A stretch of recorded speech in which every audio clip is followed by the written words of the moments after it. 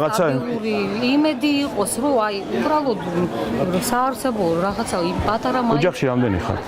ჩვენ 4 ვართ, მე მარტო ხელადები. და 3 შვილი ყავს? არა, დამყავს და დედა მყავს პირველი და მეორე ჯგუფის ინვალიდი. არც ერთი არ მუშაობ, თქვენი დამუშაობს თუ თქვენ? არავინ არ მუშაობს, ინვალიდები არიან და მე ვარ მარტო ხელადები და მე ვარ ჩემ ამით და პლუს კიდე აქედან არაფერი არ გამოდის. აი სუვალები და სულ პრობლემები მეტი არაფერი ისეთი. ჩაცხოვრო. ჩვენ მეცხრამეტში. ძალიან ცუდი სიტუაცია მაქვს მე პირადად. ნუ დაჟე იმედი არ მქონდა მაგათი რომ შევსულიყავი და მე თქვა ჩემი სიტუაცია გამომდინარე დირექციისთვის რომ აი რაღაცა იქნებ შეღავათი გამიწევ, იმიტომ რომ არ მაქვს იმედი, გაფრთხილებული ყავს ხალხი რომ აი მკაცრად არის ძალიან გადასახადი, დაჟე რომ ვაცდენთ 3 დღის მეტი არ გვაქვს გავაცდინოთ. თუ გავაცდინეთ კიდე უნდა გადავიხადოთ ჩვეულებრივად ის გადასახადი ყოველდღიური რაც რო ვიყო. კაი, ასე მოდი ესე ვქნათ რა. ეს რაღაც კერძო საკუთრებაა და კერძო ჩემნაირი არის ძალიან მასა რა. ორგანიზებული არა ხართ რამე პროფკავშირი ან თქვენი სახელით მოლაპარაკე. რამდენი ადამიანი აქვს, სულ რამდენი მუშაობს?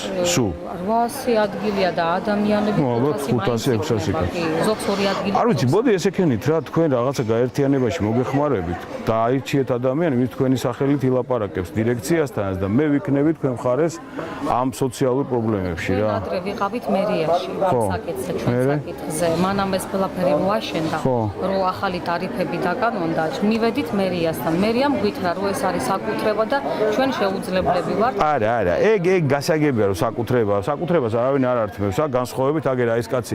ჩემთან აი ეს არის ვინც ააშენა ეს ბაზრობა. ჩვენ თვითონ ვიცით რომ ჩვენ ეს ადგილები ჩვენ ვიყიდეთ.